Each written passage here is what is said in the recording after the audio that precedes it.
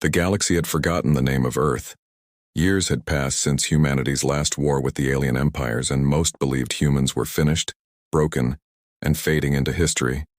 Their colonies were quiet, their fleets dismantled, and their transmissions rare. To the galaxy, it looked like humanity had finally accepted its small place among greater powers, but deep under the cold oceans of Earth, something massive was being built, hidden beneath layers of water and silence.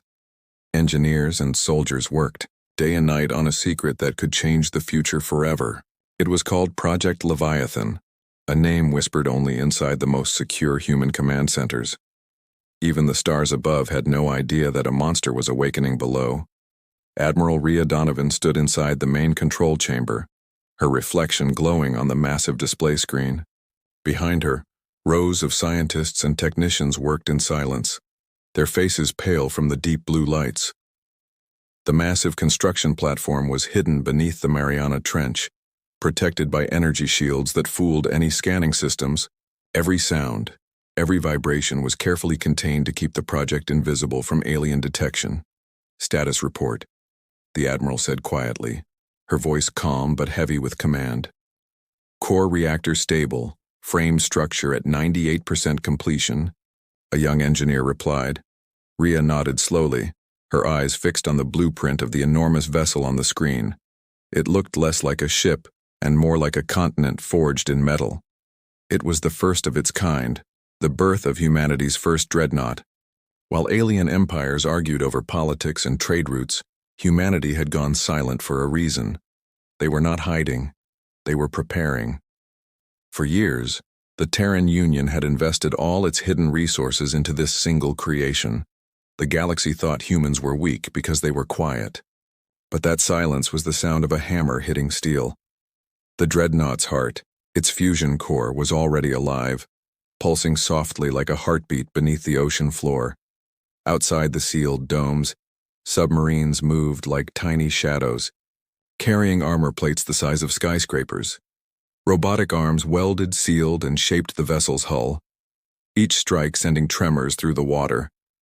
From the surface, no one could see or hear anything. Satellites that tried to scan the area found nothing but empty waves. Humanity had learned from its mistakes. The new age of war would begin with silence, not noise. One night, as storms raged above the Pacific, the final piece of the dreadnought's spine was lowered into position. The engineers watched the digital counter fall to 0. "Construction complete," said the system, and for a moment the control room was completely silent. No one spoke, no one breathed, because they all understood what this moment meant. For the first time in galactic history, humanity had created something that no other species dared to dream of.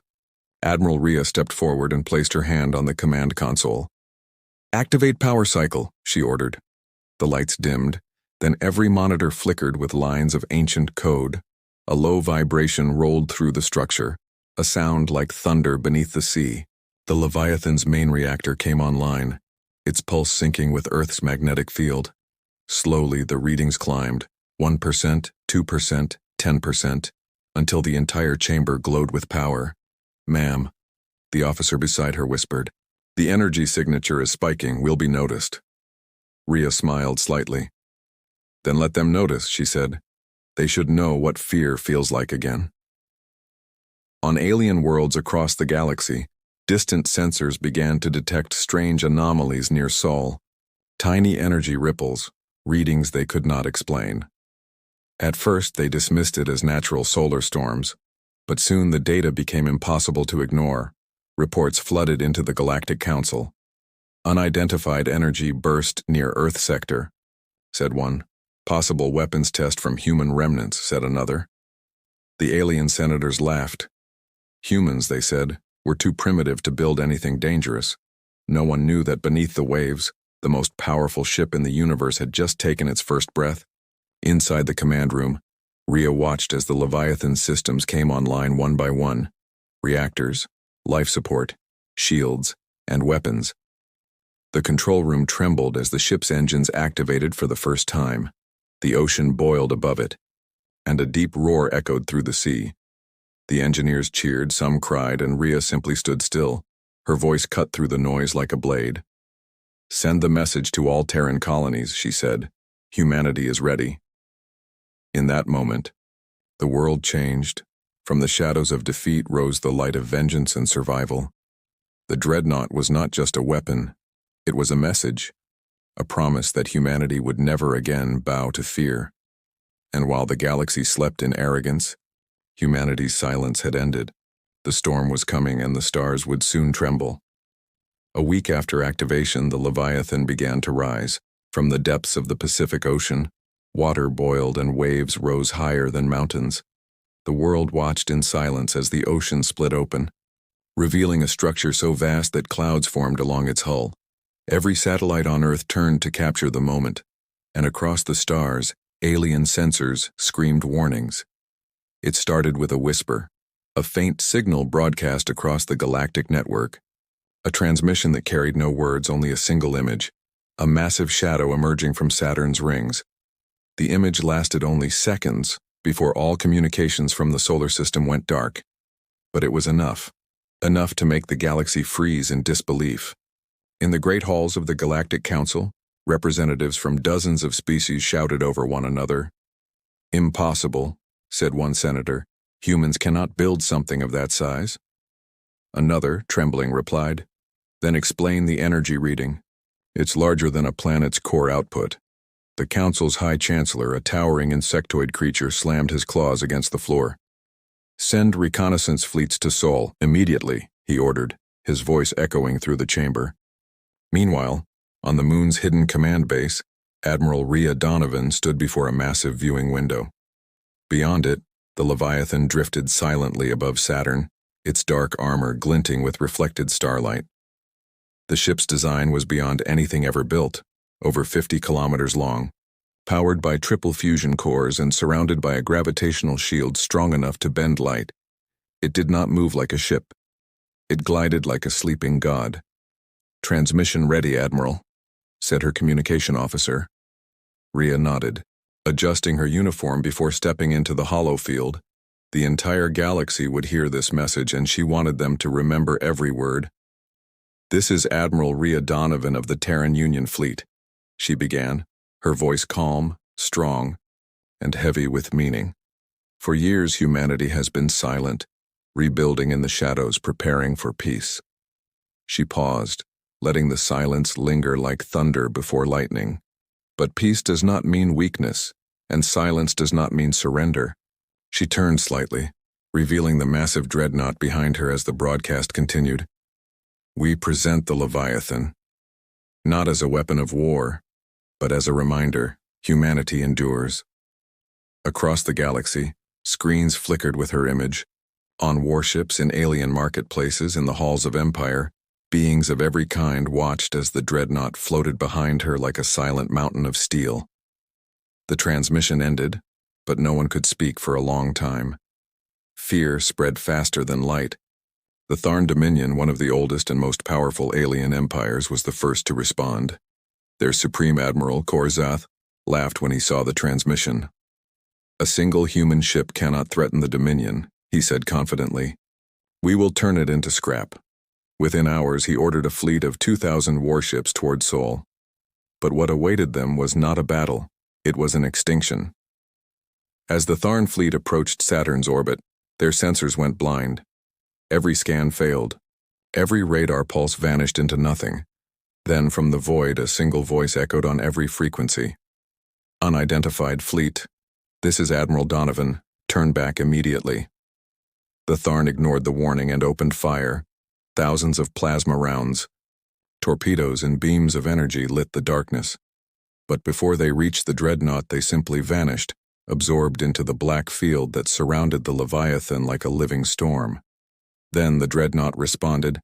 A single beam of white light shot forward, silent and perfect. It sliced through space, through armor, through shields, and through 200 ships in a single strike. The Tharn commanders screamed orders, but it was too late. The Leviathan's rail cannons activated, launching tungsten slugs the size of buildings at near light speed. Each one tore through dozens of ships before burning up in the atmosphere of Saturn. The battle lasted exactly 4 minutes. When it ended, there was no fleet left, only debris and silence.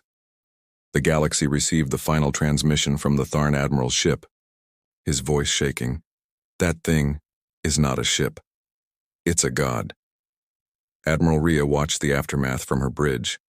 Her officers stood in awe, unable to speak. She gave only one order, her voice soft and calm. "Deactivate weapons and transmit the following message to the Council," she said. The officer nodded. "Message ready, Admiral." Rhea stared at the stars and said, "Do not mistake our silence for weakness." The message reached every corner of the galaxy, and for the first time in 1,000 years, every empire stopped their wars.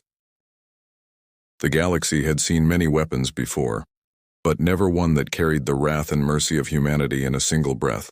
The dreadnought Leviathan turned and disappeared into hyperspace, leaving behind only ruins, fear, and the echo of its engines. From that day, no one dared to speak of humanity with laughter again, because they had seen what silence could create, and what fear truly meant. The destruction of the Tharn Dominion's fleet sent shockwaves through the galaxy. For centuries, the Tharn had ruled through fear and domination, enslaving weaker species and demanding tribute from entire systems, and now, their most powerful armada had been wiped from existence in less than 5 minutes. Every empire, every council, and every warlord wanted to know how the humans had done it. Rumors spread faster than light. Some said the dreadnought was alive, an ancient god machine built from forgotten human technology. Others whispered that it was powered by something darker, a human soul bound to the ship itself. But one truth was clear to all. Humanity was no longer to be ignored. In the following days, the Galactic Council sent emissaries to Earth, demanding answers. Admiral Rhea Donovan stood before the holographic projection of the Council, her uniform crisp, her expression unreadable. "You built a weapon that can destroy empires," the Chancellor hissed, his eyes narrowing. "We built a Guardian," Rhea replied calmly. "And if you think it is only a weapon, then you have learned nothing about humanity." The chamber fell silent. The Council members exchanged nervous glances. They had seen what that so-called Guardian could do. Meanwhile, the remnants of the Tharn Dominion refused to accept defeat. Their leader, Lord Korzath, survived the battle in an escape pod. His pride burned to ashes, but his hatred alive. He vowed revenge, swearing that humanity would pay for the humiliation. He began gathering mercenaries, scavengers, and rogue fleets, forming what he called the Reclaimer Armada. Their mission was simple: to capture the dreadnought or die trying. Far across the galaxy, deep within the dreadnought's war room, Admiral Rhea reviewed intelligence reports. She already knew Korzath would strike again.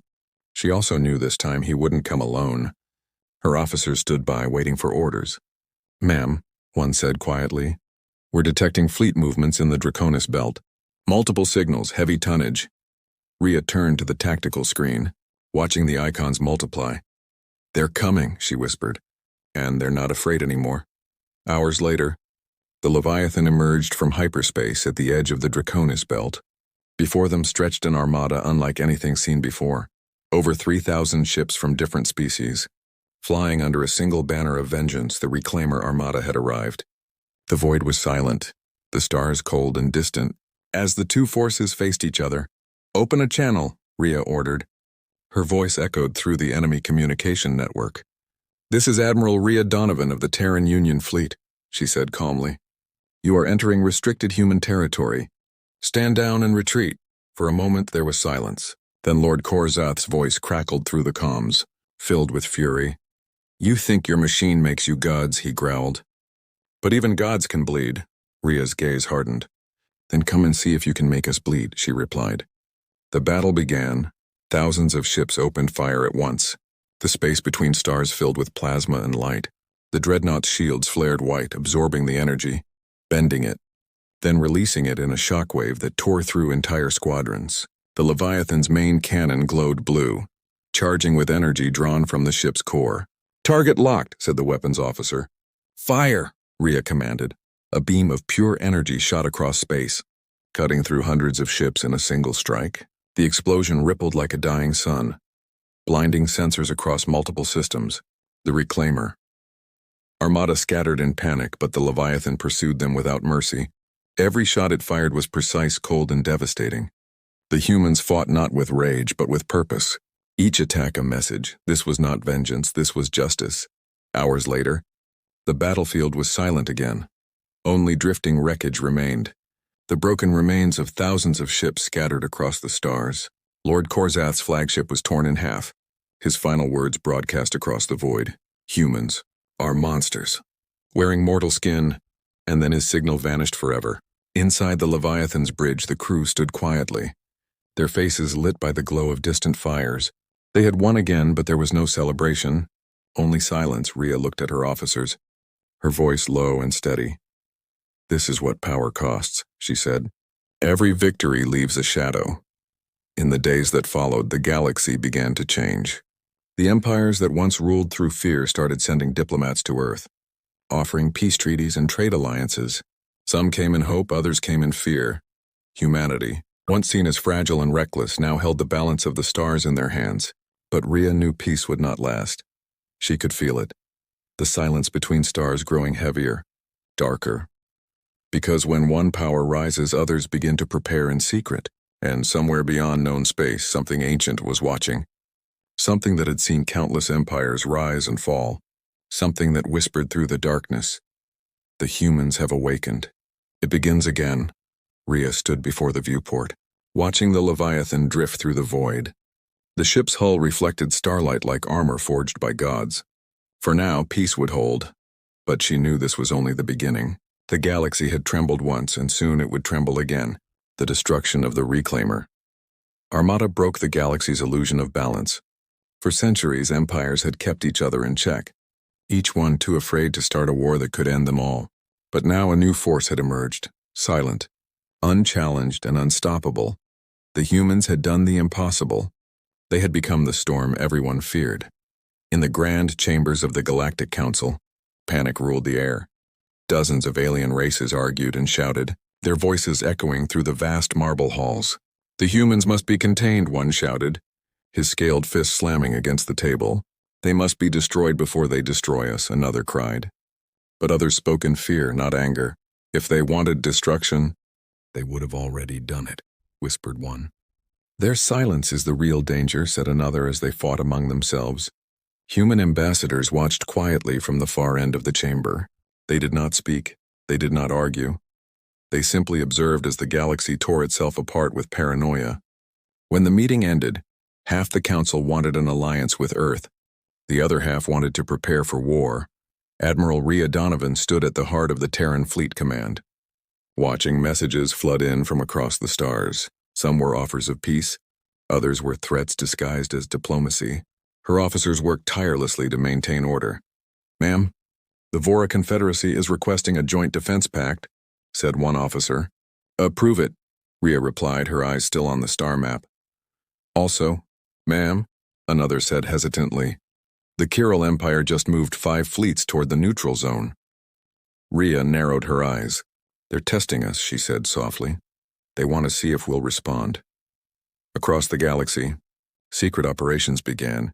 Alien spies tried to infiltrate human colonies, hoping to steal technology or sabotage the Dreadnought project.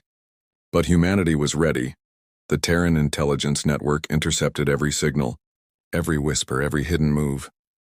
When one alien spy ship tried to scan the Leviathan from orbit, it vanished, not destroyed, simply erased, as if space itself swallowed it whole. Still, unrest spread, old rivalries reignited, trade routes collapsed, and minor empires began to fall under the weight of fear. The galaxy was changing, and everyone knew it on the Dreadnought. Rhea gathered her senior commanders, the glow of tactical maps illuminating their faces. "The Council is breaking apart," said Commander Harris, his tone grim. "Let it," Rhea replied. "They built their peace on fear and arrogance. Now they'll learn what real peace costs." But not everyone on Earth agreed. Within the Terran Union itself, politicians argued about humanity's future. Some wanted expansion and dominance, others demanded restraint. President Alaric Chen addressed the assembly with a voice that carried both pride and warning. "Power does not make us gods," he said. "If we become what they fear, then we will lose what makes us human." His words reached Rhea aboard the Leviathan, and for the first time in many years, she allowed herself to think of Earth, of home, of silence, of what peace truly meant far away. In the ruins of the Tharn Dominion, survivors gathered in the shadows. They spoke of vengeance, of uniting all who feared humanity under a new banner. A mysterious figure cloaked in darkness stood among them. "We cannot defeat them with weapons," he said quietly, "but we can destroy them from within." And so began the Coalition of Shadows, a secret alliance of empires, merchants, and outcasts. Their plan was simple: divide the humans, turn their allies against them, and wait for the moment they would strike. Back aboard the Leviathan, the mood was heavy. The crew sensed the growing tension across the stars. Reports came in daily: minor skirmishes, false accusations, assassinations of diplomats, each one pushing the galaxy closer to chaos. Admiral Rhea stared at the screen showing hundreds of blinking signals, all signs of unrest. "War is no longer fought with guns," she said softly. "It's fought with fear." That night, standing alone on the observation deck, Rhea looked out at the endless stars. The Dreadnought's reflection gleamed across the viewport, a giant of steel and will. "Do they fear us?" she whispered to herself. "Or what we might become?" Behind her, the ship hummed softly, its systems alive, its heart beating like a living creature. The Leviathan was more than a weapon. It was a symbol, a promise and a warning written in metal. As days turned into weeks, empires continued to crumble, alliances shifted, and the galaxy's balance shattered completely. For the first time in history, the Council declared a state of universal crisis. And in the silence that followed, humanity stood alone, unbroken, unchallenged, and yet uncertain of what came next. From the edge of the Milky Way, long-range sensors picked up something strange, a faint, rhythmic pulse coming from beyond known space. It was ancient, older than any recorded civilization. Rhea's officers stared at the readings in disbelief. "Admiral," one said, his voice shaking, "this signal, it's not human or alien, it's something else." Rhea looked at the data, her heart heavy with realization. "Prepare the Leviathan," she said quietly. "Something's waking up out there." And as the stars flickered in the vast dark sky, the galaxy realized the truth. Humanity's rise had not ended the age of fear. It had only begun a new one. The Dreadnought's engines roared to life once more, and the universe once again began to tremble. The message to the stars years passed, and the galaxy slowly rebuilt itself. The wars ended, the chaos quieted, and new borders were drawn across the stars. Yet everywhere one name still echoed: Leviathan. The dreadnought that silenced empires and reshaped destiny. Humanity had not vanished, but it had changed. The Terran Union no longer sought conquest or control. They turned their focus inward, perfecting science, peace, and strength. The Leviathan became a guardian, patrolling the edge of known space. Silent but ever watchful, Admiral Rhea Donovan had aged, her hair streaked with silver, her face marked with the lines of too many battles, but her eyes still burned with the same fire that once commanded the galaxy's fear. She stood on the observation deck, watching stars drift past like falling embers. "Do you ever think they'll forgive us?" her first officer asked quietly. Rhea smiled faintly. "Forgive us for what?" she said. "For surviving." In the great distance, near the dark rim of the galaxy, a strange transmission began to repeat. It was the same pulse the Leviathan had detected years ago, rhythmic, deep, almost like a heartbeat. Every empire that listened failed to trace its origin. But when the Terran Union decoded it, they found something unexpected. It wasn't a weapon, it was a call, a signal older than any race, repeating a single line in a forgotten tongue. "The Watchers are returning," humanity prepared. But this time not with fear. New fleets were built, alliances formed, and even former enemies came to Earth's aid. The galaxy had learned that humanity's silence was never weakness. It was patience, it was calculation. It was the will to rise when all others had fallen. As the Leviathan moved toward the source of the signal, thousands of smaller ships followed in formation, the combined strength of dozens of species united under one banner. The banner of survival, the banner of humanity. For the first time in galactic history, old enemies flew side by side, bound by respect and necessity. When they reached the edge of the void, they saw it. An ancient structure larger than any world, floating in the darkness. It was not alive, but it watched. The sensors went wild, detecting power far beyond comprehension. Then a voice echoed through every ship. In every language, you have awakened the flame again. Children of Earth, the crew froze. Even Rhea, her breath catching for a moment. Identify yourself, she said calmly, her voice steady though her heart raced. We are the first ones, the voice said. We built the stars, and now we return to see what our children have become. The Leviathan's systems flickered. The lights dimmed. The ancient presence seemed to peer into the soul of humanity itself. Then slowly the voice softened. We see strength and pain and mercy, it said. You have done what no other has. You survived without forgetting who you are. A soft vibration filled the bridge, the signal growing faint. Continue your path. Guardians of Soul, the voice whispered.